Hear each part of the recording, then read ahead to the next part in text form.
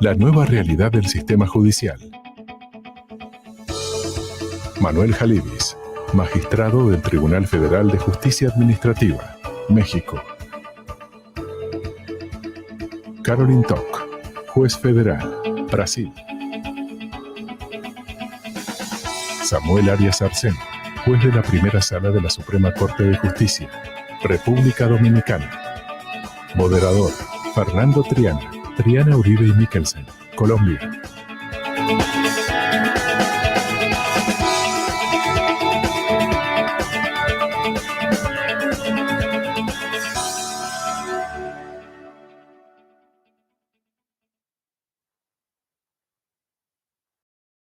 Buenas tardes. Good afternoon. Bon dia. Today we have Hoy tenemos un panel excepcional que va a atender una cantidad de asuntos que son muy importantes para los abogados y para el sistema judicial de todo el sistema interoamericano. Intentaremos mantener las presentaciones dentro de un límite razonable para que el público pueda enviar sus preguntas o participar con el objetivo de tener una conversación entre todos los jueces que van a estar presentes, los magistrados que van a estar presentes y quien les habla como moderador para poder hablar en mayor profundidad de esos asuntos que consideraremos en este webinario de esta tarde. La primera presentación será en inglés y las otras dos serán en español. Así que, por favor, no sientan inconvenientes en hacer cualquier pregunta en cualquiera de los 4 idiomas oficiales de ACIP, ya que Caroline es, por supuesto, hablante de lengua portuguesa, dado que es brasilera,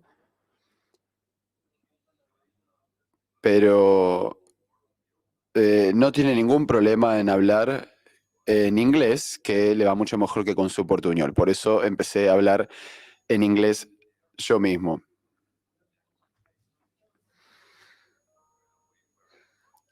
Así que bueno, esta va a ser la manera en la cual vamos a trabajar con este panel. Mi nombre es Fernando Triana.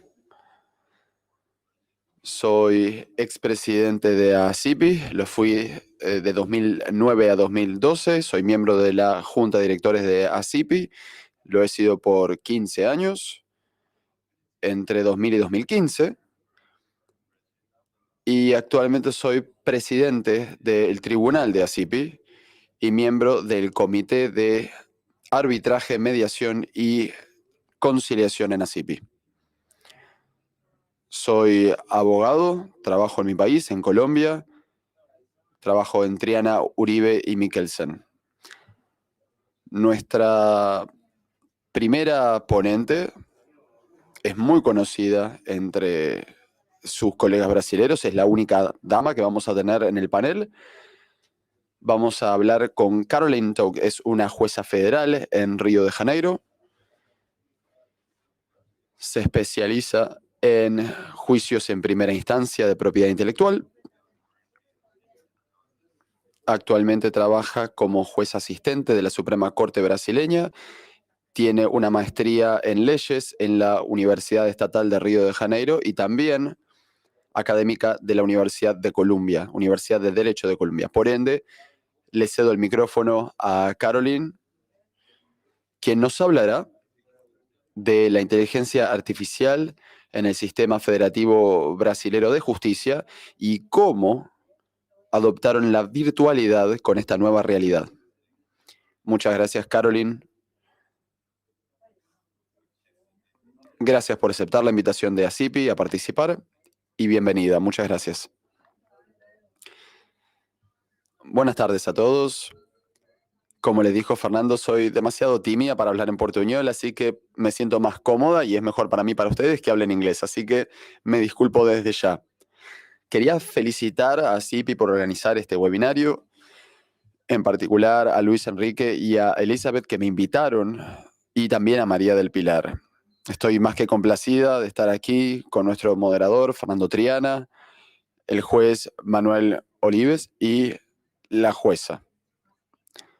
Voy a hablar de la nueva realidad de este sistema judicial en Brasil y voy a hablar brevemente de la evolución de las innovaciones y luego voy a hablar de nuestra ley electrónica, de nuestra demanda electrónica que tenemos aquí. Más del 80% de todos nuestros procesos judiciales son electrónicos. Vamos a hablar de demandas electrónicas y luego vamos a hablar de la automatización del proceso de toma de decisiones. Y finalmente voy a hablar sobre la implementación de la inteligencia artificial en nuestras cortes, en nuestros tribunales. Veremos que incluso antes de la pandemia teníamos una cantidad de innovaciones tecnológicas en nuestros juzgados en Brasil. Así que en primer lugar quiero resaltar por qué. ¿Por qué tenemos estas innovaciones tecnológicas aquí e incluso las teníamos previas a la pandemia? Porque tenemos una cantidad inmensa de demandas. Estamos hablando de cerca de 80 millones de demandas en el país. También tenemos 91 tribunales. Tenemos tribunales de primera instancia y junto con los tribunales de segunda instancia totalizan 91 tribunales. Así que las innovaciones tecnológicas nos han ayudado mucho en ese sentido. Por eso estamos invirtiendo muchos recursos y mucho tiempo en ello. Soy jueza federal, me especializo en propiedad intelectual, en juicios de primera instancia. Entonces, en este sentido, vemos que tenemos muchas innovaciones y creaciones en general, gracias al uso de la inteligencia artificial. Por ejemplo, la inteligencia en lo que refiere, por ejemplo, a poemas o a dibujos o incluso innovaciones como podría ser materiales para la investigación de la industria farmacéutica en lo que refiere a la crisis del COVID. Entonces, por supuesto que la inteligencia artificial y las innovaciones que vienen con ella también llegaron al sistema judicial. En Brasil, estas innovaciones tecnológicas en nuestros tribunales se pueden organizar en 3 etapas. Quizás sea lo mismo en otros países. En primer lugar, la primera etapa es sobre lo que tiene que ver con demandas electrónicas y luego la automatización de actos repetitivos donde reemplazamos o cambiamos personas por máquinas en algunas actas y luego el uso de inteligencia artificial. Trend in several countries. Por supuesto que esta es una tendencia que se ve en varios países del mundo. En esta primera etapa, las demandas electrónicas, lo que significa es que hemos reemplazado papel en nuestros tribunales por procesos electrónicos desde 2006. Tenemos una ley que habla específicamente de ello y esta ley dispone que debemos presentar todas nuestras demandas a los tribunales en una forma electrónica. Y los tribunales deben comunicarse con los abogados y los abogados deben comunicarse con los tribunales y los juzgados de forma exclusivamente electrónica.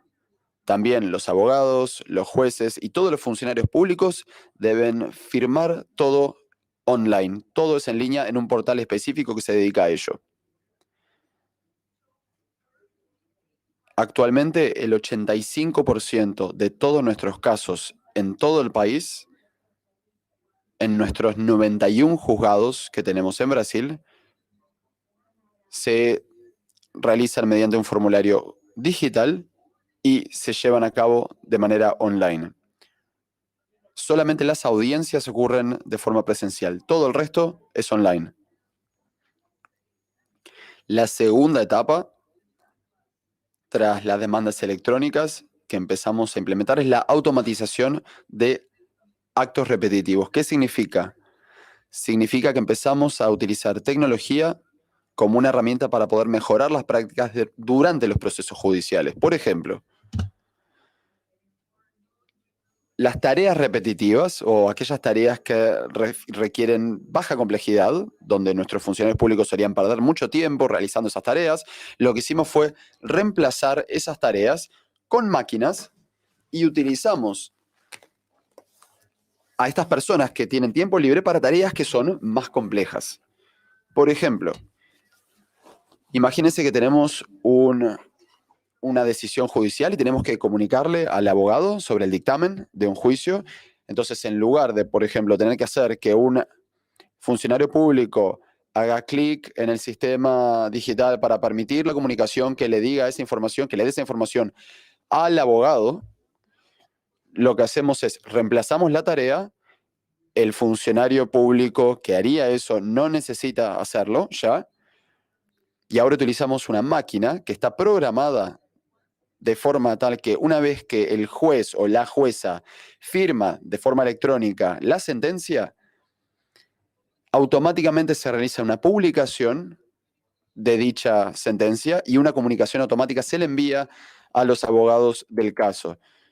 En este caso no estamos hablando de uso de inteligencia artificial, simplemente estamos programando el sistema para que haga un acto automático sin que se implique gran complejidad desde el punto de vista tecnológico. No se utiliza para nada la inteligencia artificial en esta etapa, porque son simplemente actos repetitivos. Pero finalmente, y esto es algo más reciente, hemos llegado a nuestra tercera etapa de innovación tecnológica, en la cual estamos utilizando inteligencia artificial. ¿Qué significa esto? Significa que hemos invertido mucho dinero y mucho tiempo en sistemas de inteligencia artificial para poder ayudar a nuestros abogados a decidir, a tomar decisiones. En primer lugar, quiero decir que aquí en Brasil, por lo menos hasta ahora, ninguno de nuestros sistemas utilizaba inteligencia artificial.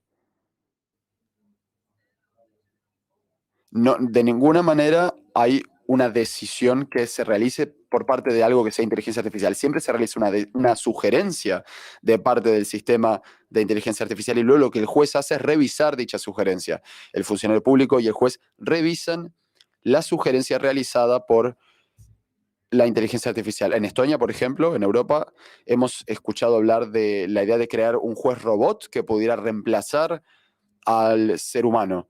Eso no es parte del plan de implementación acá en Brasil, no es algo de lo que estemos hablando hoy en día. Definitivamente no es un plan a seguir, porque lo único que hacen nuestros sistemas de inteligencia artificial es ayudar a la toma de decisiones de parte de los jueces, pero nunca decidir en lugar de los jueces. Realizamos una investigación que fue bastante abarcativa en términos de inteligencia artificial, en un proyecto que estamos ejecutando en el sistema judicial de Brasil, que fue llevado a cabo por la Universidad Getúlio Vargas, que es una universidad muy conocida de Brasil, y es coordinada por Luis Felipe Salomón, de una de los altos tribunales de Brasil, fue el coordinador de este proyecto, y la investigación mostró que tenemos 64 sistemas que utilizan inteligencia artificial en nuestros tribunales. Lots of examples. Tengo una cantidad de ejemplos que no voy a tener tiempo de explicar, por supuesto, en detalle, pero sí quiero resaltar dos de ellos que han mostrado muy buenos resultados. Cuando hablo de inteligencia artificial, hablo de máquinas que llevan adelante tareas en una manera muy similar a como las haría un ser humano, como lo haría un ser humano. Estas máquinas inteligentes se basan en algoritmos que son un comando para que la máquina pueda ejecutar una tarea en particular. Y nuestros primeros sistemas de inteligencia artificial aquí en Brasil utilizan algoritmos que me gustaría resaltar. Son los que se utilizan en nuestros tribunales superiores de justicia. Aquí se llaman Tribunal Superior de Justicia. Y este sistema específico lo que hace es organizar grupos de casos similares para poder ayudar a los jueces en la toma de decisiones. Tenemos varias apelaciones que llegan a estos altos tribunales, que, como le dije, se llama Tribunal Superior de Justicia, y lo que hacen es organizar estas apelaciones según ciertos temas, ciertos puntos en común que puedan llegar a tener, algunos campos que compartan o temas que compartan, y esto ayuda mucho a los jueces, al sistema judicial a poder decidir, decidir al respecto. Artificial Y el segundo sistema de inteligencia artificial es muy interesante aquí. Es uno que viene usando la Suprema Corte. La Suprema Corte brasilera, probablemente lo hayan escuchado, el Supremo Tribunal Federal. Y este sistema específico, al menos creo yo que solo Brasil tiene una Suprema Corte con sistema de inteligencia artificial, y como dije al principio, necesitamos tener esto porque tenemos una gran cantidad de casos, entonces necesitamos ayuda. Probablemente en países más pequeños no tengan tantos casos, entonces no necesiten invertir en eso, pero desafortunadamente tenemos que invertir en eso aquí. Este sistema de inteligencia artificial específico de nuestra Suprema Corte lee las apelaciones que llegan a la Suprema Corte e identifica cuáles cumplen con ciertos requisitos de procedimiento para ser admitidos a la Corte, al juzgado. Entonces, para aclarar, en nuestra Suprema Corte solamente las apelaciones que se admiten, solamente se admiten ciertas apelaciones porque tienen repercusiones generales. Quizás se entienda mejor en español. Todas deberían tener una repercusión general. Esto es un requisito para ser admitido en el juzgado. Entonces, este sistema específico de inteligencia artificial se llama Veto, que es el nombre de un antiguo juez de la Suprema Corte, un muy famoso ex juez aquí. Decidimos darle al sistema su nombre.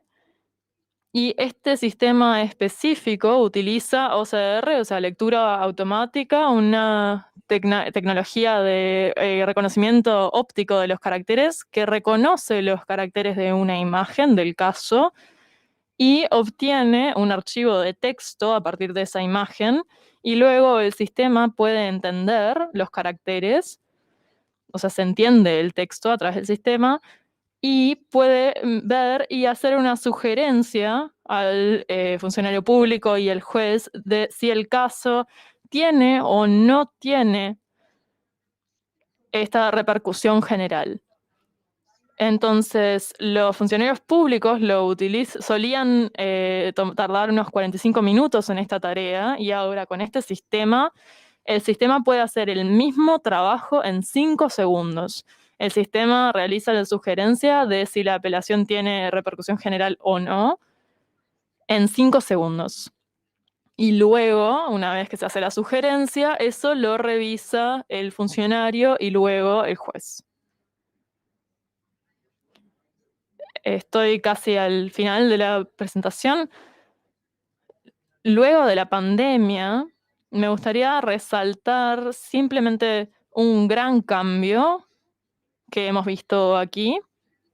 Todo lo que dije, las demandas electrónicas, la automatización de la toma de decisiones y el uso de la inteligencia artificial, todas estas etapas estuvimos viéndolas desde antes de la pandemia, incluso antes de la pandemia. Con la pandemia, un gran cambio, y por supuesto en sus países es lo mismo, es que empezamos a tener las audiencias online, en línea, por videoconferencia.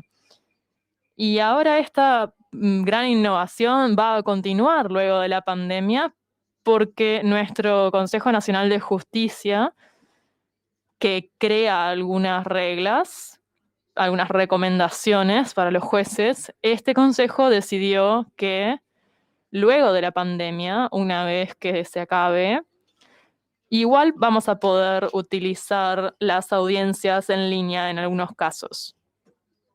Si el abogado lo desea, puede acceder a lo que aquí llamamos corte digital, juzgado digital, y el proceso se va a realizar de forma electrónica, no solamente la presentación del reclamo, de la demanda y la comunicación con el juzgado y desde el abogado al juzgado va a ser electrónico, sino que también las audiencias van a ser exclusivamente a través de videoconferencia.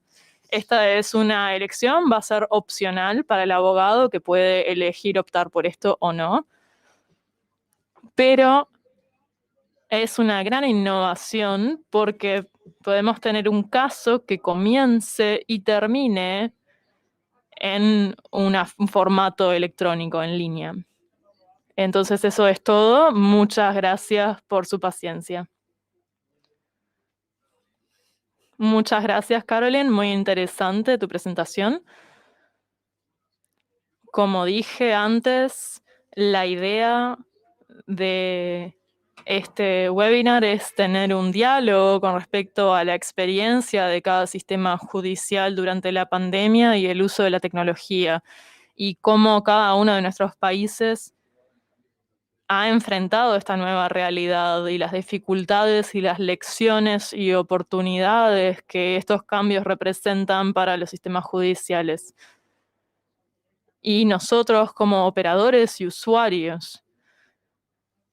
Así que creo que tus pensamientos y tu presentación aborda exactamente eso. Muchas gracias, Caroline, por compartir tu experiencia con nosotros y con los participantes de este webinar. Ahora, con su respeto y su permiso, voy a pasar al español, ya que los siguientes panelistas hoy van a estar hablando en su lengua materna, que es español.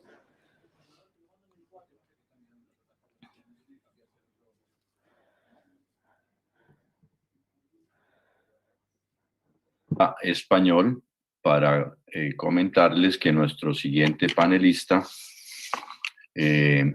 y el tercero de ellos estarán hablando en español y estaremos, por supuesto, elevando ante ustedes temas de mucho interés en lo que se ha llamado la nueva realidad del sistema judicial. Nuestro siguiente panelista, también un panelista de excepción, es el doctor Manuel Luciano Jalibis Pelayo, mexicano, actualmente magistrado de la Sala Superior, expresidente de ese tribunal del 2013 al 2016. Es el doctor en Derecho de la UNAM y además profesor de esa alma mater por más de 40 años, además de ser profesor de otros centros universitarios como la UP y profesor visitante inclusive de la Universidad de Salamanca. Él también hizo una maestría en Derecho y Administración Pública en la Universidad de Tulane y en la Universidad de Michigan, y un posgrado en el Instituto de Estudios Fiscales de España. Es un reconocido autor y ha sido laureado varias veces en sus tesis, y además es medalla de oro José Sánchez Villaseñor y el premio Miguel Villoro Torazo en la UIA, medalla Alfonso X el Sabio de la UP, Campos de México, y por la UP Campus Guadalajara. Ha sido expresidente de varias asociaciones y actualmente pues tenemos la dicha de tenerlo en este panel. Así que adelante, Manuel, y muchas gracias por tu presencia.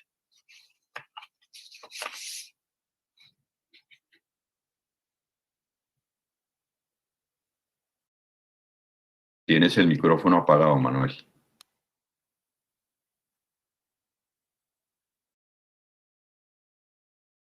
Una disculpa por este tiempo. Muchísimas gracias, Fernando. Agradezco cumplidamente a la Asociación Interamericana de la Propiedad Intelectual, ASIPI, en especial a don Enrique Díaz y a doña María del Pilar Troncoso, por la amable invitación para participar en este panel. Es un honor compartir el mismo con Caroline, Samuel y Fernando. Empiezo centrando como esencia mi comentario que los tribunales de México reaccionaron favorablemente para acotar la pandemia y además para continuar prestando servicios de calidad a los justiciables, que es lo más importante, protegerlos tanto a ellos como a su personal frente al coronavirus.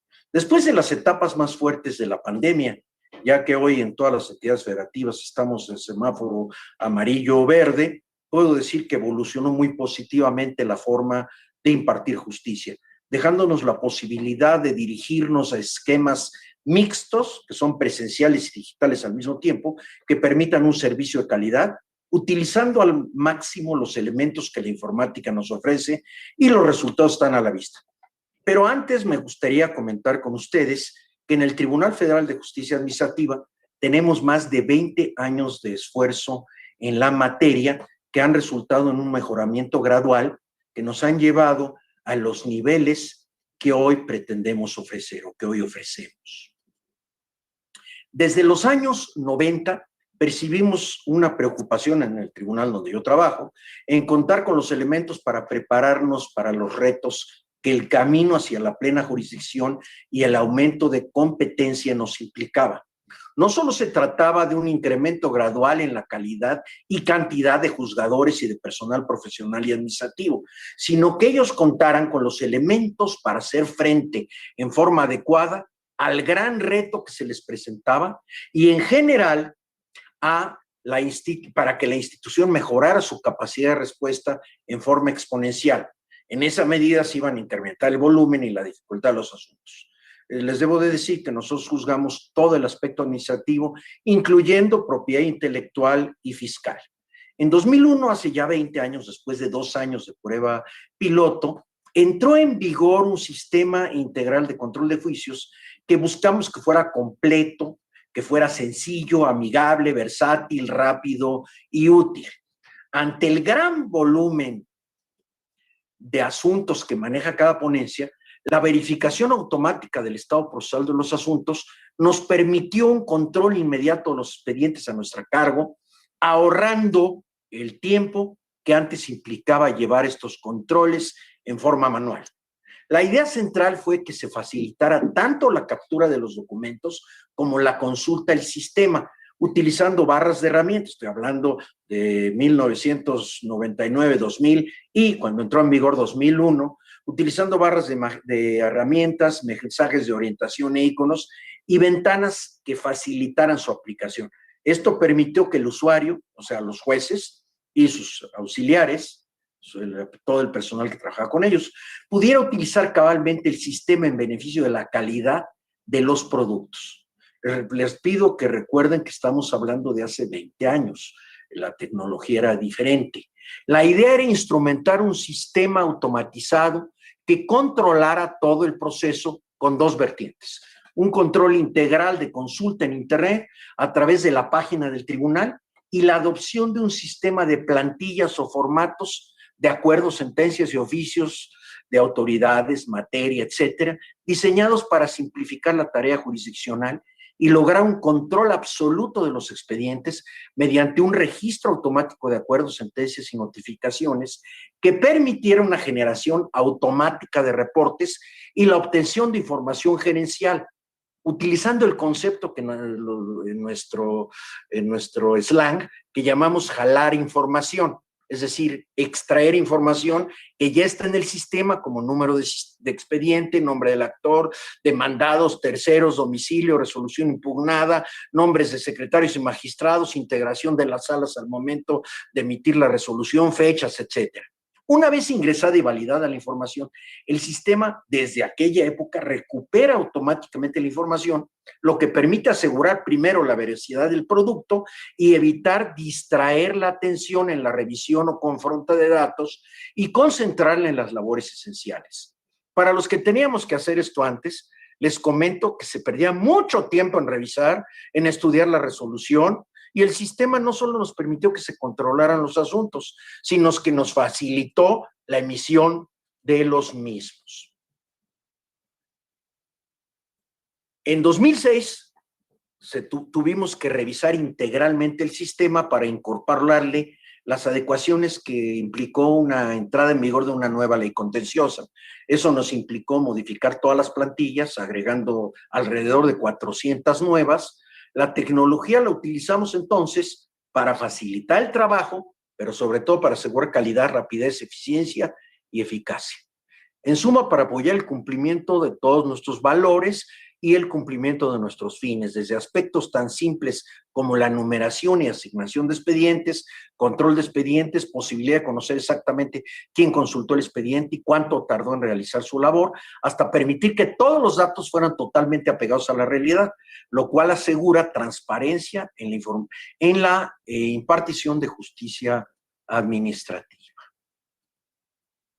En 2010, tuvimos que hacer un corte de caja, así le llamamos nosotros, donde elaboramos un plan estratégico denominado 2010-2020, en aquel 2010, en el que con el incremento exponencial de los asuntos que estábamos experimentando y las restricciones presupuestales, no se podía nombrar y nombrar jueces y crear salas, estábamos en riesgo de no cumplir con la calidad que se requiere la impartición de justicia administrativa, por lo que decidimos en aquella época, quienes formábamos parte de la Sala Superior, propulsar una serie de cambios. Uno de los principales fue poner en operación el sistema de justicia en línea, un fully online trial. El juicio y un juicio sumario que era para casos pequeños con la intervención de un solo magistrado. En todos los demás casos eran 3 magistrados o son 3 magistrados. Y en un principio creamos entonces el juicio en línea que entra en vigor en agosto de 2011, hace exactamente 10 años, que en un principio solo se aplicó en la sala precisamente de propiedad intelectual y en la sala de juicio en línea. Es un juicio que se sustancia y resuelve en todas sus etapas, inclusive consulta del expediente a través de lo que llamamos o denominamos en ese momento, que está así denominado en ley, sistema de justicia en línea, que a su vez es un sistema informático establecido por el tribunal para registrar, controlar, procesar, almacenar y difundir, transmitir, gestionar, administrar y notificar el procedimiento contencioso administrativo que se sustancia entre nosotros, bajo los principios de un expediente electrónico inalterable y seguro. Lo tenemos desde 2011, que incluye todos los hechos y actos jurídicos en la sustanciación del juicio. Esto en esa época y hasta ahorita lo hicimos optativo para el particular, pero obligatorio para la autoridad mandada, inclusive en casos de juicios de lesividad, que es cuando se invierten los papeles. Cuando la autoridad demanda una resolución, ellos no pueden echar abajo sus propias resoluciones. Entonces tenemos el juicio de lesividad que permite que una autoridad eche abajo una resolución, pero claro, con el visto bueno de una sala regional. Permite este sistema el envío remoto de promociones, la consulta remota de expedientes, las 24 horas de los 365 días del año. Esto, repito a ustedes, desde 2011.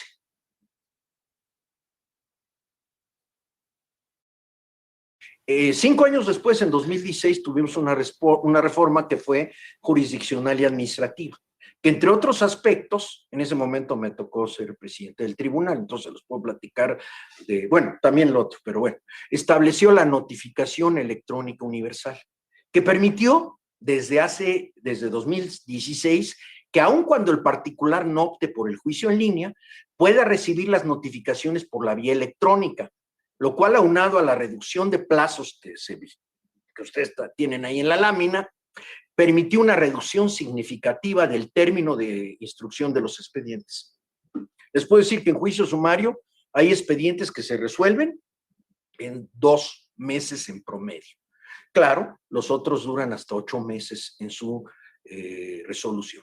Aquí vale la pena comentar que la consolidación implicó un sistema estable que no perdiera su actualidad. Es por eso que ahora que desde un poquito antes de la pandemia se tuvo que construir y se está poniendo ya en operación, ahorita voy a comentar de eso, una versión 2.0 del juicio en línea, que tiene como punto de partida la experiencia de estos 10 años, que ya en este momento el juicio en línea 2.0 ya no requiere de un registro previo de los usuarios de manera física, todo se hace a través de Internet, solo con lo que llamamos nosotros firma electrónica avanzada. Obviamente con mejoras al sistema para hacerlo más amigable, más estable y que se pueda consolidar su utilización por todo el mundo. Quisiera comentar que el Poder Judicial tuvo un avance muy similar, que se consolidó con una reforma constitucional publicada el 11 de marzo de este 2021, a nuestro artículo 17 constitucional, en materia de justicia digital, y que estableció la obligación de todos los tribunales de México de instrumentar sistemas de justicia digital para sustanciar y resolver en línea los procesos y procedimientos jurisdiccionales. Debo decir que el Poder Judicial Federal resuelve millones de casos, al igual que cada uno de los 32 poderes judiciales locales. Ellos no millones, pero el Poder Judicial Federal sí. Nosotros tenemos más o menos, resolvemos alrededor de 180,000 asuntos por año. Cuando llegó la pandemia, y ya estoy a punto de terminar, el tribunal paró sus operaciones regulares por mes y medio, del 17 de marzo al, por 15 días, del 17 de marzo al 1 de abril, más o menos 2 semanas. ¿Para qué? Para organizarnos en sala superior de cómo lidiar con la pandemia y con la Junta de Gobierno. En abril migramos a un sistema, en abril del año pasado, 2020, migramos a un sistema de trabajo en casa, que nos ayudó mucho el ya tener el juicio en línea, el que todo mundo tenía, en que nuestros sistemas informáticos estaban, creo que muy bien desarrollados. Continuamos operando también, por cierto, el juicio en línea. Lo que tuvimos que hacer fue designar guardias presenciales para resolver los asuntos urgentes, del 1 de abril al 3 de agosto de 2020. El trabajo en casa significó que pudimos continuar a través de medios telemáticos con todos los procedimientos, con una productividad muy aceptable dadas las circunstancias de la pandemia. Por lo que toca a la sala superior, operamos por medios remotos con las decisiones de pleno general, que son las decisiones administrativas que conciernen al tribunal en toda la República, sus 62 salas y con los más de 200 magistrados y 3,000 empleados que tenemos. Luego también las decisiones de pleno jurisdiccional, que ahí es donde resolvemos los asuntos que sientan jurisprudencia de todo tipo y especializada. Y también las secciones, que es donde resolvemos los asuntos de tratados internacionales tributarios y donde resolvemos todo lo que es asuntos me voy a hablar en mis pesos, no lo puedo ahorita traducir en dólares, de más de 200 millones de pesos en su cuantía original. La Junta de Gobierno tuvo la carga de preparar toda la normatividad junto con el Pleno General para que operara coordinadamente el tribunal, un tribunal que es a nivel nacional, federal, que es tan grande, creo yo, por el tema, no tan grande como el Poder Judicial, ellos tienen 10 veces más. Las reuniones de la sala superior, como ya no podía, son presenciales siempre. Como ya no para decidir, somos jueces de decisión, no de instrucción, los de sala superior. Ya no pudimos hacer las reuniones presenciales por la pandemia, pero lo que hicimos fue buscar una plataforma que decidimos que fuera Google Meet y pudimos continuar no solo con las decisiones reglamentarias administrativas en pleno general, sino en un momento dado poder resolver enfrente de las personas, operando a través de Google Meet, de streaming, de Face y de YouTube. Pudimos hacer públicas nuestras sesiones, como las de la Corte. Las de la Corte desde hace mucho tiempo se televisan. Esto era prácticamente televisado, se hicieron en tiempo real, permanecen para consulta del público unos días después de que tenemos la reunión. Tuvimos problemas solo un par de veces, que se fue por unos segundos el audio en algún caso, o por algunos minutos el video. Afortunadamente nunca se fue ni el video ni el audio al mismo tiempo. ¿Por qué? Por la gran utilización de Internet que tuvimos principalmente hacia fines de 2020. Podemos decir que celebramos exitosamente todas nuestras sesiones.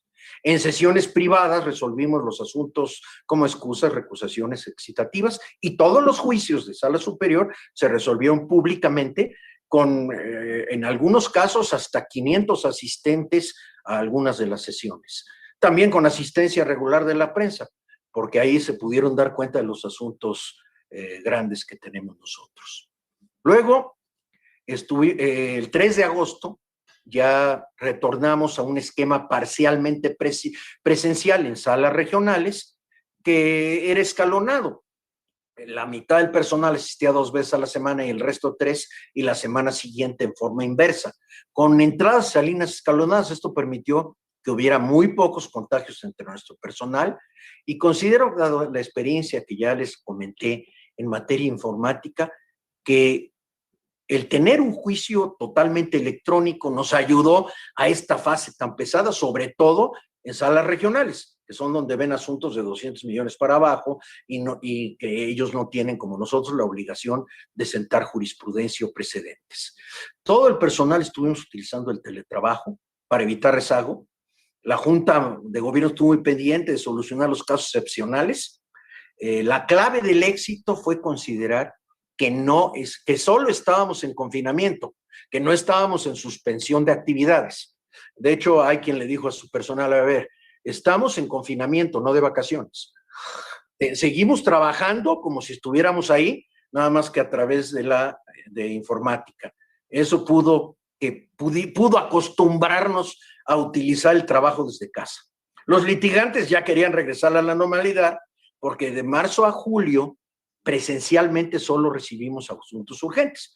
A partir de agosto ya se recibieron todos los asuntos. Buena parte nos dimos cuenta de las funciones las podemos realizar por la vía remota, sin merma en productividad, y el teletrabajo permite que el personal no pierda tanto tiempo en traslados. Afortunadamente, ya habíamos iniciado con el diseño de la versión 2.0 que comenté hace unos momentos del juicio en línea, que se perfeccionó y entró en operación el tercer trimestre de 2020, ya en buena parte de las salas regionales, y se ha seguido instrumentando en todo México hasta la fecha. Adicionalmente, a mitad de la pandemia, diseñamos una nueva plataforma que permitió presentarla para quien optó por el juicio tradicional y no por el juicio en línea, que le permitiera presentar la demanda y pruebas por email, utilizando un sistema muy sencillo de oficialidad de partes virtual, que permite utilizar archivos PDF para presentar la demanda sin necesidad de acudir al tribunal y sin necesidad de registrarse ni nada. Es necesario aclarar que la nueva realidad presencial todavía nos va a aportar más. De hecho, nosotros ya regresamos a sesiones presenciales y todo desde hace un tiempo, y ya en sala superior ya estamos teniendo nuestras reuniones presenciales, aunque decidimos seguir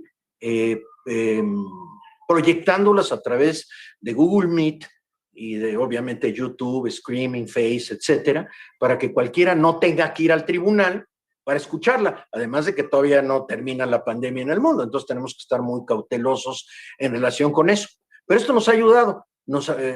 Antes las decisiones las decisiones que teníamos en pleno general, se hacían discusiones y la gente no sabía. Ahora le introdujimos un nuevo elemento, que es que el ponente tiene que justificar su decisión frente al público y frente a nosotros. Tenemos que resumir en pocos minutos, bueno, en pocos dependiendo del tamaño del asunto, Hoy les comento que me tocó una sentencia que tiene 1,297 cuartillas. Entonces, cuando tiene uno que resumir eso, pues, y además porque tenemos límite, no podemos pasarnos, sobre todo en YouTube, más de cierto tiempo. Ahora, la nueva realidad nos va a aportar más en cuanto a la velocidad de respuesta de la Administración de Justicia. Nos permitió conocer o perfeccionar la utilización y aprovechamiento de los instrumentos informáticos en beneficio de los justiciables. Creo, y con esto termino, que no es aventurado afirmar que todo esto irá creciendo, porque lo que mejoramos ya pasó. Y conforme pasa el tiempo, continuaremos utilizando esos instrumentos y tendremos una creciente mejoría en la administración de justicias. En el mundo, la utilización del teletrabajo ayuda a descongestionar a las ciudades, descongestionar el tránsito de vehículos, descongestionar las oficinas y permite que la gente tenga una mejor calidad de vida, pero, eso sí, tomando en cuenta lo que dijimos en la pandemia, no es vacación, es en la parte que le toque, trabajo en casa. Muchísimas gracias, estoy muy honrado de haber participado en este panel. Gracias, Manuel. Los honrados de que hayas participado en este panel somos nosotros. Muchas gracias. Como les anticipé al principio de estas presentaciones, vamos a dejar las preguntas al final, pero estoy seguro que tanto la presentación de Caroline como la tuya, Manuel, han generado una serie de interrogantes que nos gustaría al final conversar contigo. Como los últimos seremos los primeros, mi querido Samuel, déjame introducirte al panel. Tenemos el gusto y el honor de tener aquí a Samuel Arias Arseno, quien es juez de la primera sala de la Suprema Corte de Justicia de la República Dominicana. Es también licenciado en Derecho, por supuesto, con honores cum laude, y egresado de la Universidad Nacional Pedro Enrique Urueña. Tiene su maestría en resolución de conflictos de la Universidad Oberta de Cataluña y además actualmente cursa un doctorado en Derecho que conjuntamente desarrolla en la Pontificia Universidad Católica Madre y Maestra de la República Dominicana con la Universidad Externado de Colombia. Como docente, porque es docente también, es profesor de Derecho en la Pontificia Universidad Católica Madre y Maestra, es profesor en la Maestría de Procedimiento Civil de la Autónoma de Santo Domingo y profesor de Resolución Alternativa de Conflictos para aspirantes a jueces de paz. Es también un avesado autor de libros y artículos especializados, y además ha sido también galardonado, como lo ha sido Manuel en diversas ocasiones y Caroline, con la distinción de joven sobresaliente de la República Dominicana en el 2004, honor al mérito e integridad jurídica y ganador del concurso Maestro con todas las de la ley, también de la Pontificia Universidad Católica y Maestra, su alma mater. Sin más preámbulos, Samuel, cuéntanos un poco de esa nueva virtualidad, por no llamarla realidad, que están sufriendo ustedes los jueces en nuestra querida República Dominicana. Sí, adelante, Samuel. Muchísimas gracias, Fernando. En primer lugar, quisiera agradecer a CIPI la oportunidad que nos brinda, sobre todo en la persona de María del Pilar Troncoso, que gentilmente nos ha invitado a participar en este panel. Para mí ha sido y es un honor compartir con Caroline y con Manuel estas experiencias de cómo va la justicia. Y la verdad que estos compañeros me obligan a, antes que nada, poner en contexto a nuestros invitados sobre cuál es la realidad de la República Dominicana, porque Caroline hablaba de inteligencia artificial, Manuel hablaba sobre una experiencia piloto de más de 20 años, todo lo que es informática y virtualidad. Y la verdad es que República Dominicana no está a ese nivel. Entonces, lo primero que es importante señalar es que nosotros vivimos en un país pobre. Pobre compartiendo una isla con uno de los países más pobres del mundo, lo que genera una migración tremenda de nuestros hermanos haitianos hacia el territorio dominicano en busca de mejor vida. Y se calcula para el 2014 que aproximadamente el 37% de los habitantes de nuestro país son pobres. No la extrema pobreza, pero sí pobre dentro de lo que es el índice de pobreza multidimensional. De igual forma, es bueno resaltar que nosotros tenemos muy pobre desarrollo en cuanto a todo lo que se conoce como tecnología de información y comunicación. No tanto por no tener los instrumentos. Yo creo que aquí cualquier persona puede tener un iPhone 11 sin ningún problema, pero al no tener la educación adecuada, solamente lo utiliza para hacer llamadas telefónicas y para utilizar el WhatsApp o cualquier mecanismo de comunicación. Entonces, el tercer problema ya a lo interno del Poder Judicial son los escasos recursos con que se dota al Poder Judicial para mantener lo que es la dinámica de la administración de justicia y sobre todo para desarrollar proyectos. Por ley corresponde al Poder Judicial el 2.66% del presupuesto nacional, 2.66% del presupuesto nacional, pero esa ley es de 2004 y nunca se ha cumplido al día de hoy. Bueno, entonces ya viendo ese contexto, podemos decir que todos los planes de desarrollo de tecnología de la información y comunicación estaban contenidos desde un principio en lo que era el plan estratégico del Poder Judicial del 2020 a 2024. Y me permito leer, por ejemplo, los puntos relevantes a lo que estamos hablando. Adecuar la infraestructura para hacerla más incluyente y digna, servir a las personas a través de medios digitales y lograr un sistema de justicia eficiente y confiable apoyados en las TICs. Eso estaba contenido en este plan estratégico del Poder Judicial y, lógicamente, proyectos que debieron desarrollarse escalonadamente, que se tenía previsto la implementación a un mediano, largo plazo, y nos llega la pandemia. Así de sencillo. Hablaba con Fernando, que tiene más o menos aproximadamente la misma realidad en Colombia de lo que pasa con nosotros, es que sencillamente no estábamos preparados para lo que nos vino. O sea, mientras Brasil habla de inteligencia artificial y ya México tiene 20 años de experiencia en estas cosas, pues sencillamente nosotros nos sorprendió la pandemia y eso obligó a acelerar procesos. Y entonces, imagínense el choque de realidades que se produjo. Un país en las condiciones que le estoy diciendo y de buenas a primeras, nos topamos con que las audiencias ahora van a ser virtuales, por citar un ejemplo.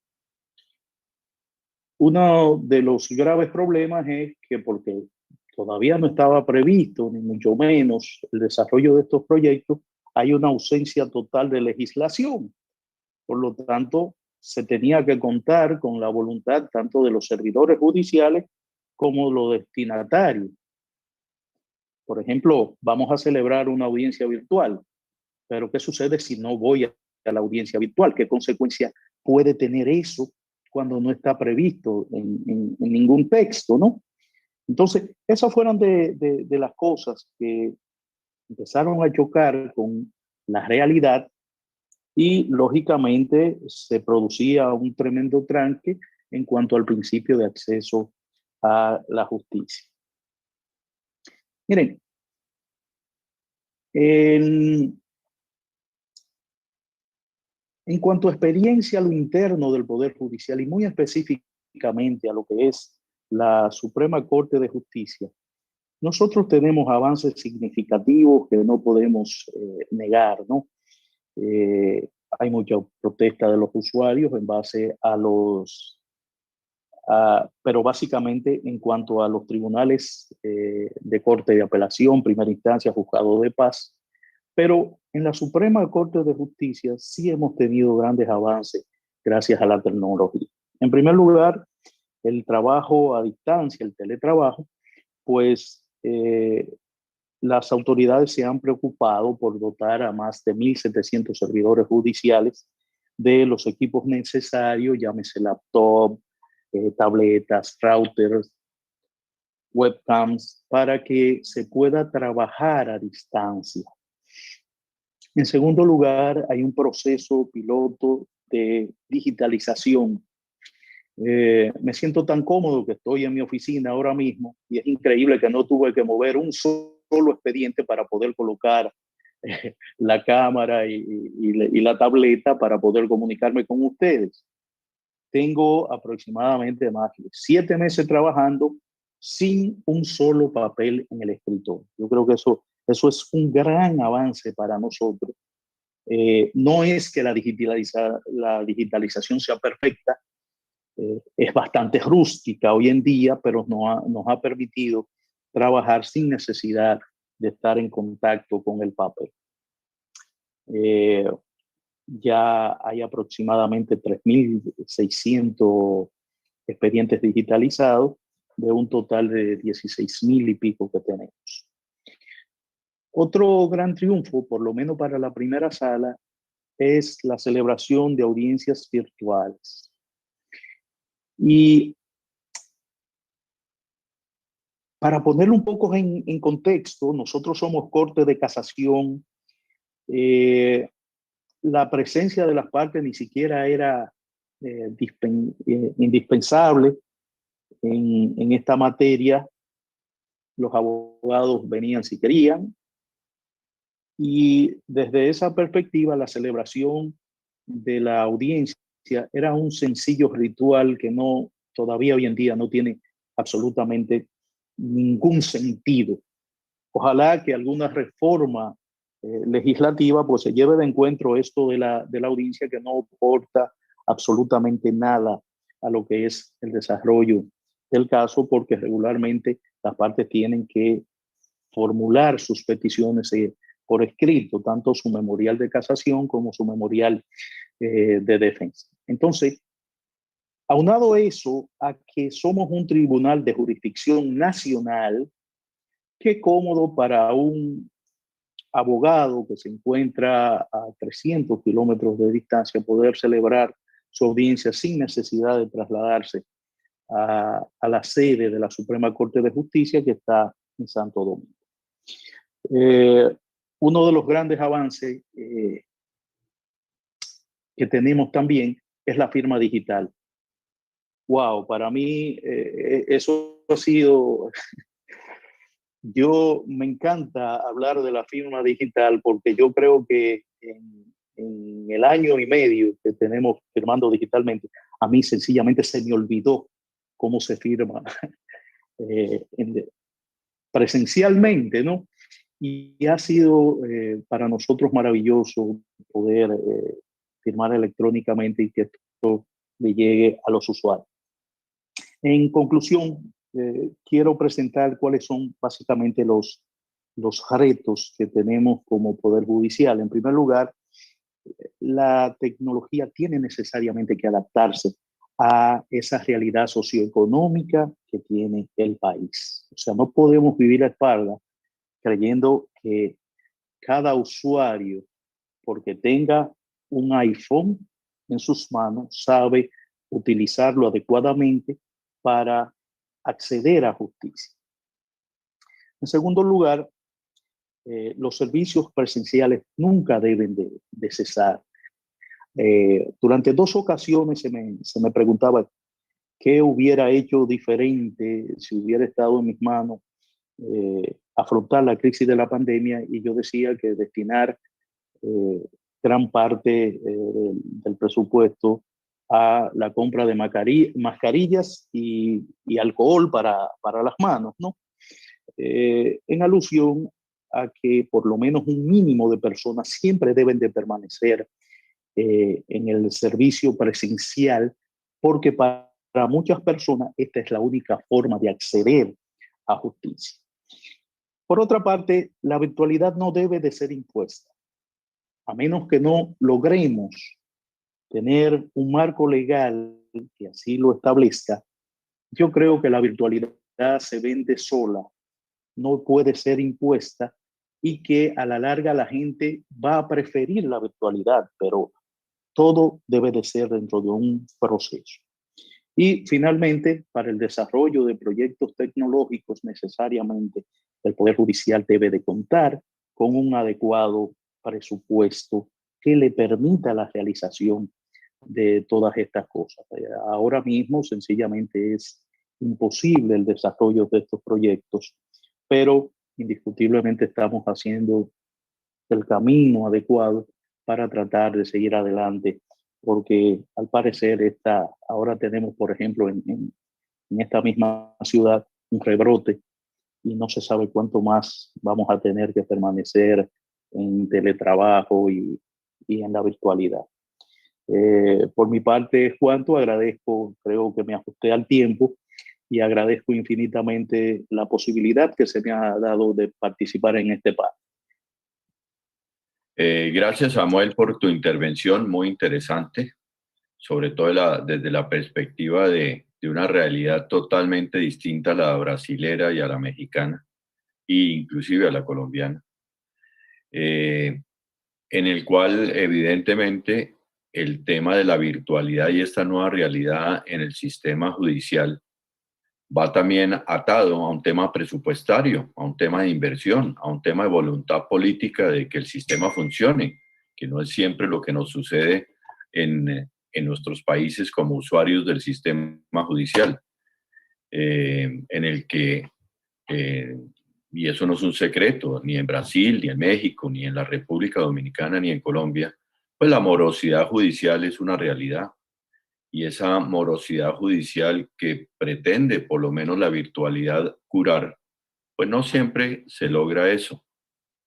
Entonces, muy interesante tu presentación en ese sentido.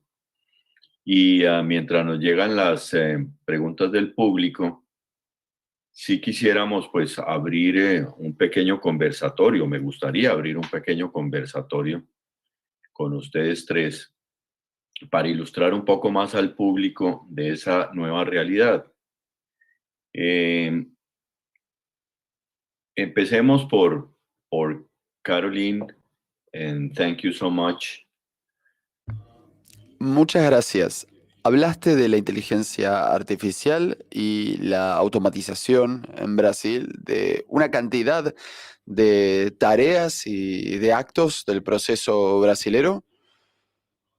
Por ejemplo, las admisiones y lo que llamamos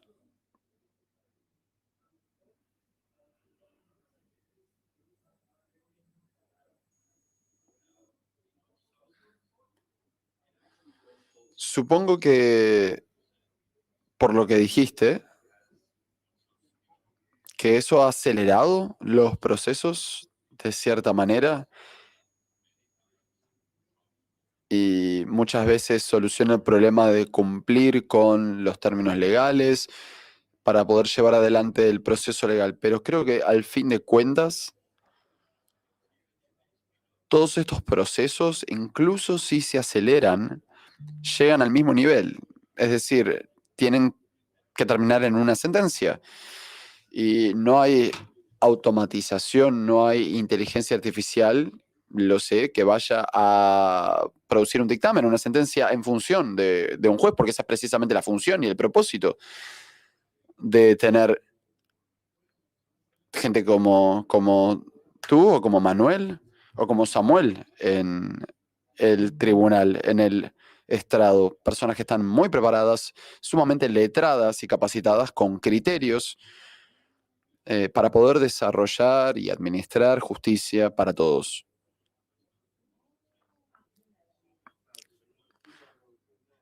Entonces, supongo que la automatización, incluso en caso de que se pueda decir que acelera los procesos, podemos decir que al fin y al cabo no soluciona el proceso del todo. ¿No es así, Caroline?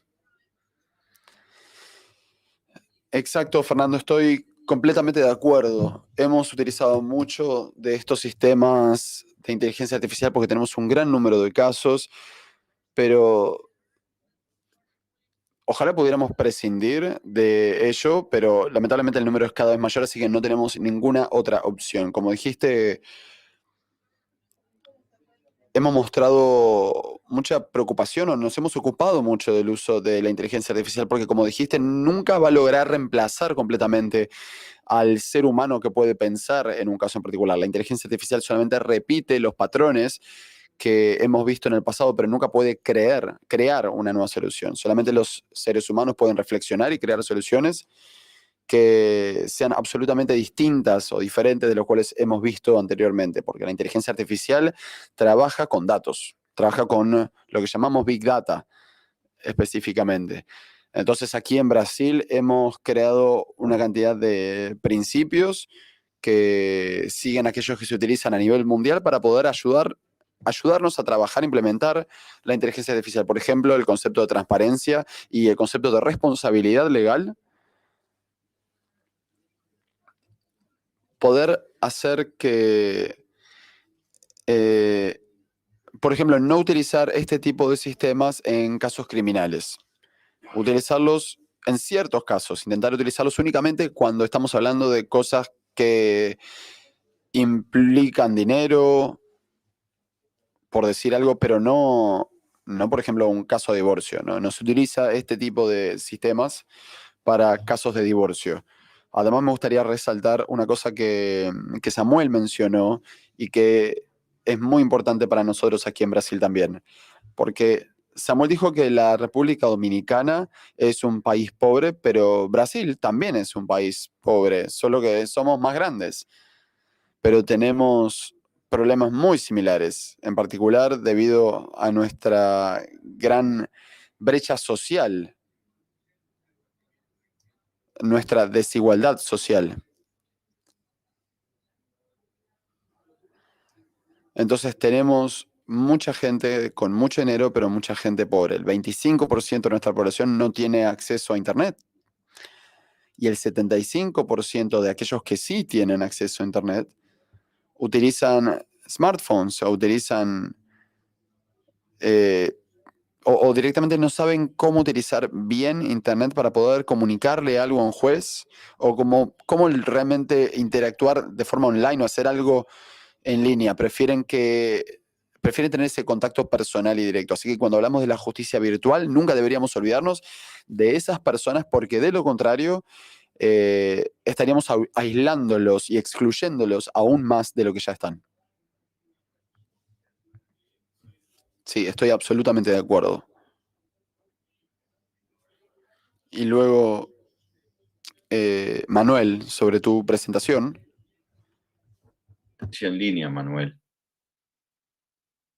Cuéntanos cómo ha sido la receptividad de los jueces y abogados sobre esas audiencias en línea, porque lo que sí tengo conciencia que existe, no solamente porque lo he sufrido como parte, sino también como juez, es esa resistencia de nuestros ilustres colegas jueces y abogados a este tipo de nuevas tecnologías.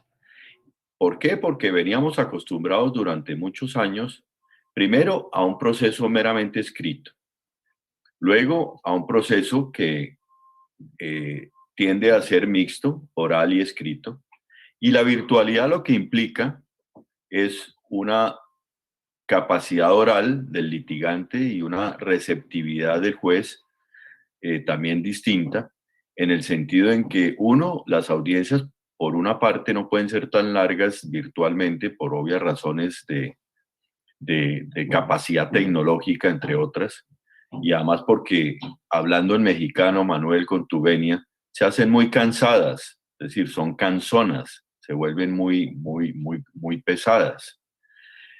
Pero además de eso, el litigante, que ahí me pongo al otro lado de la mesa de ustedes, pues tiene que desarrollar una serie de capacidades histriónicas que no necesariamente todo el mundo tiene.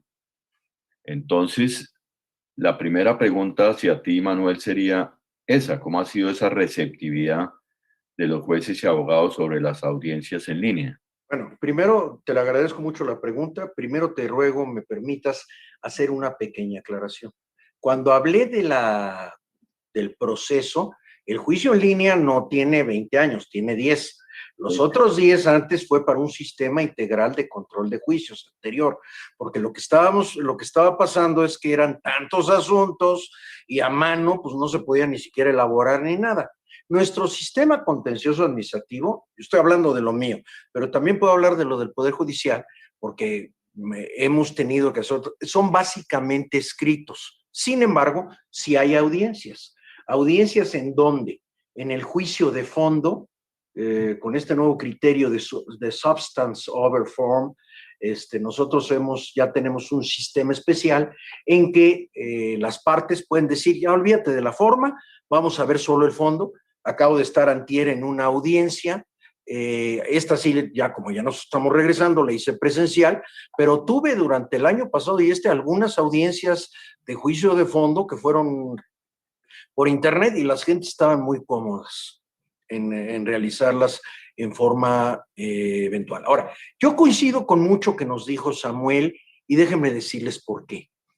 Porque hasta ahorita nosotros, el juicio en línea ya se puede llevar en todos lados por esta nueva versión que entró en vigor el tercer trimestre del año pasado. También otra se podía llevar, pero como la verdad es que la gente no le gustaba mucho, solo teníamos alrededor de 5, 6 mil, 7 mil asuntos por año, entonces, y bueno, más los de propiedad intelectual, póngale 20. Entonces, esos les destinamos 2 salas especializadas, la de propiedad intelectual y la de juicio en línea, donde se podían llevar los asuntos de todas las materias en la de juicio en línea y todo, y fue creciendo el interés. Obviamente que la versión 1.0 tenía problemas porque se diseñó en 2009, 2010, entró en vigor en 2011.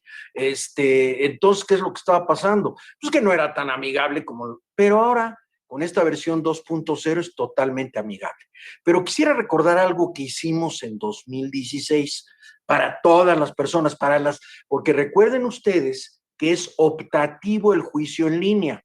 La persona puede seguir con el juicio tradicional. ¿Y qué hicimos para los de juicio tradicional?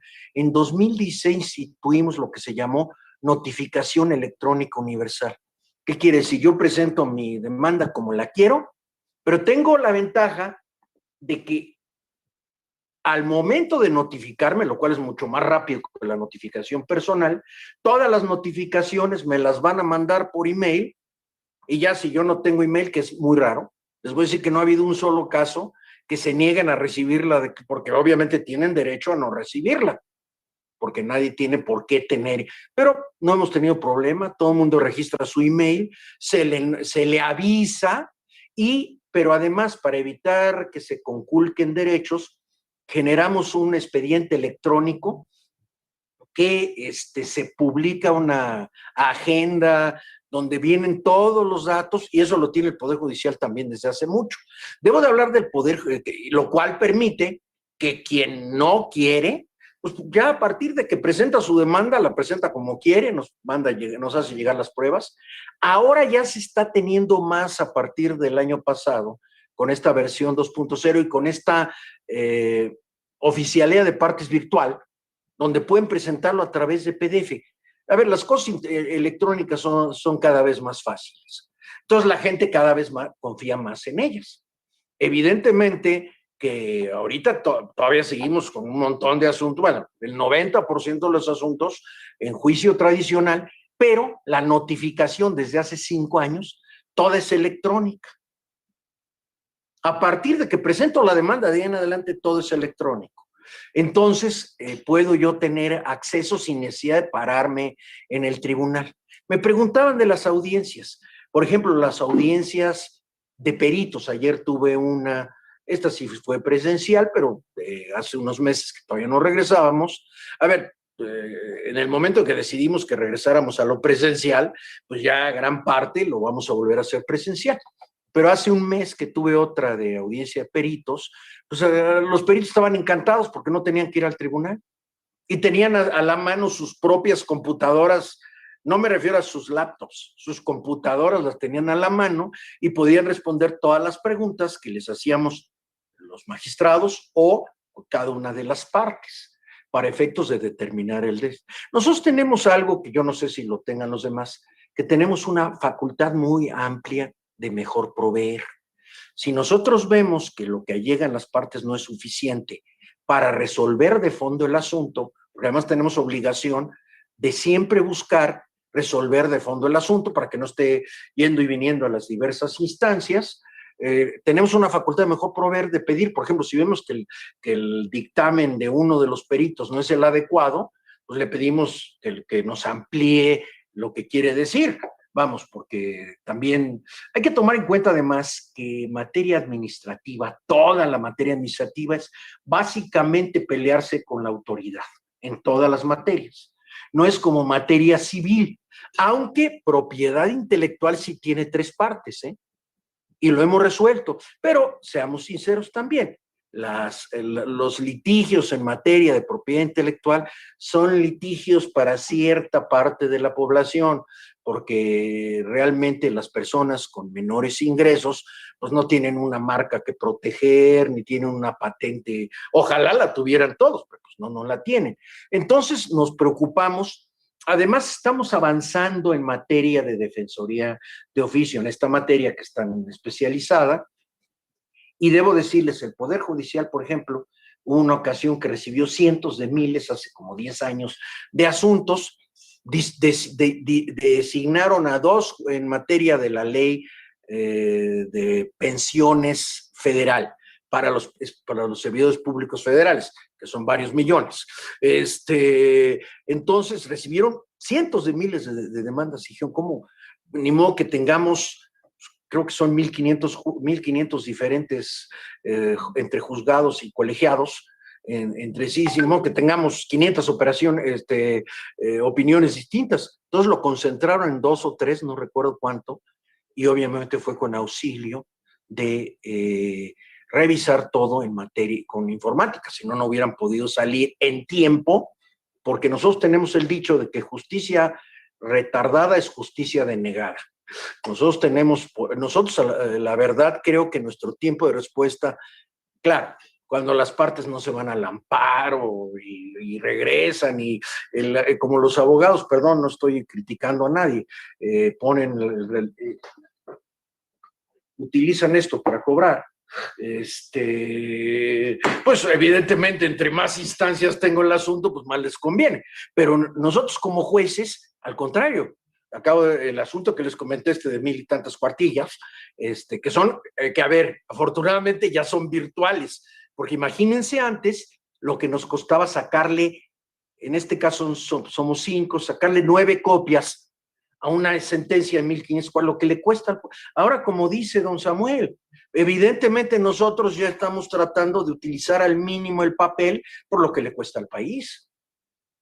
Y porque además lo que le cuesta a las partes y todo. El hecho también de que puedan presentar sus pruebas vía PDF, aunque sea en un juicio tradicional, les está ayudando bastante, porque cualquiera tiene acceso a a una de estas oficinas donde, bueno, no oficinas, estas tiendas donde le permiten a uno comprar papel o comprar lápices y todo, y tienen además un sistema en que pueden digitalizar rápidamente algunas cosas. Pues las partes ya no hay, yo creo que no hay despacho de materia administrativa que no tenga los elementos, y para ellos es muy sencillo, en lugar de hacer filas, sobre todo ahora en la pandemia, para presentar sus asuntos, ya lo pueden presentar vía PDF. Perdón, no sé si... Ahora, ¿cómo han reaccionado las partes? Debo decirte, Fernando, que estaban asustados cuando suspendimos operaciones entre marzo y abril del año pasado, porque dijeron, ¿cuándo me van a admitir la demanda? Olvídense. Cuando regresamos, que regresamos en un esquema de solo, en materia regional, recibir lo urgente, que fueron como 2 meses más, pues y en el momento en que lo abrimos, que fue en agosto del año pasado, la recepción de las demandas, pues nos cayó una luz de demandas y es así, las resolvimos vía teletrabajo. Claro, nosotros aprovechamos, sobre todo en sala superior y también, perdón, en sala regional, pues para limar los asuntos que estaban pendientes, para estar al día, para que cuando nos llegara el teletrabajo pudiéramos hacer. Pero evidentemente con esas suspensiones por el confinamiento, pues ya los abogados estaban deseosos de que se lo recibiéramos como fuera, por internet o hasta en papel de estraza. Lo que querían era presentar, y entonces sí ha mejorado. Yo creo que la pandemia nos va a dejar a todo el mundo grandes enseñanzas. Porque también pensemos, y don Samuel lo decía en su alocución, y doña Caroline también, en el sentido de que nosotros, a ver, el nivel de vida del juez trabajando 14 horas diarias y por ende su personal también, en una computadora que la puede tener en su casa. ¿Qué caso tiene, además de congestionar las ciudades y todo? Podemos llegar a esquemas mixtos en los que cumplamos adecuadamente. Claro, ahí vamos a tener que recaer cada vez más en el sistema de, ¿cómo lo diría yo?, de administración por objetivos. Ya no fijarnos tanto si viene, si no viene, cuántas hojas hizo por día, sino si cumplimos con presentar la sentencia en el tiempo que tenemos. En sala superior debo decir que no es tan difícil. La mayor parte de nosotros terminamos en ceros, quiere decir sin cero. ¿Por qué? Porque no instruimos asuntos. Terminamos en 0 proyectos pendientes el mes. Gracias, Manuel. Eso es el tema. Gracias. Muy interesante, porque todo este tema de derecho comparado para todos los presentes es supremamente importante. Y como practicante, además hay un hecho que quiero resaltarles, y no sé cuál sea la realidad en Brasil o México, pero déjame darle la palabra a Samuel con la siguiente pregunta, porque lo que me ha sucedido personalmente en Colombia es que anteriormente, cuando tenía yo la necesidad, yo puedo litigar en cualquier ciudad o región de Colombia. No sé cuál sea la realidad en los estados federativos como Brasil o México, pero supongo que es igual. ¿Pero qué ha sucedido?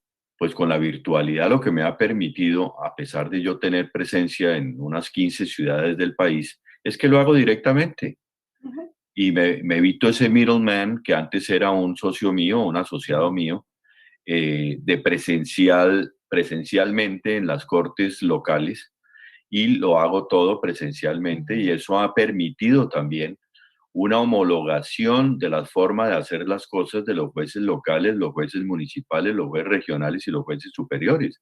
Eso ha sido un experimento que personalmente me ha parecido muy enriquecedor. Pero dándole la palabra a Samuel, quisiera un poco, hablando de esa digitalización que tú llamas, Samuel, precaria, ¿cómo han hecho ustedes para dar esa seguridad al litigante, a las partes y al proceso mismo sobre el tema probatorio, sobre los documentos, sobre las firmas de los mismos? ¿Cómo han hecho para hacer seguridad documental, que no se pierdan los documentos presentados, que sean debidamente trasladados a las partes?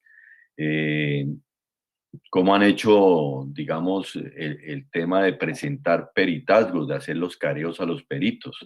Y lo que es más importante, que me refería a ustedes tres en privado antes de iniciar este panel, Yo lo que más extraño de la presencialidad, o diría yo, lo único que extraño de la presencialidad en las audiencias es precisamente los interrogatorios de parte, los testimonios, los careos de peritos, entre otras porque nos da las facultades al litigante de hacer preguntas, de entender el lenguaje corporal, tanto ustedes como jueces, como nosotros como partes, como el testigo que está sentado en el estrado, para hacer una interpretación gestural sembiótica de la posible respuesta, o si está ocultando una verdad, etcétera, etcétera.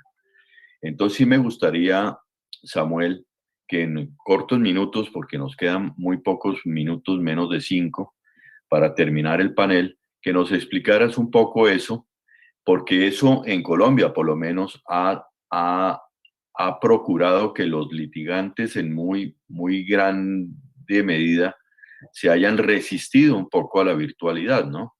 Entonces, quisiera que nos explicaras desde tu óptica y experiencia cómo ha sido la experiencia en la República Dominicana. Gracias, Samuel. Bien, gracias Fernando por la pregunta. En primer lugar, el aspecto de digitalización.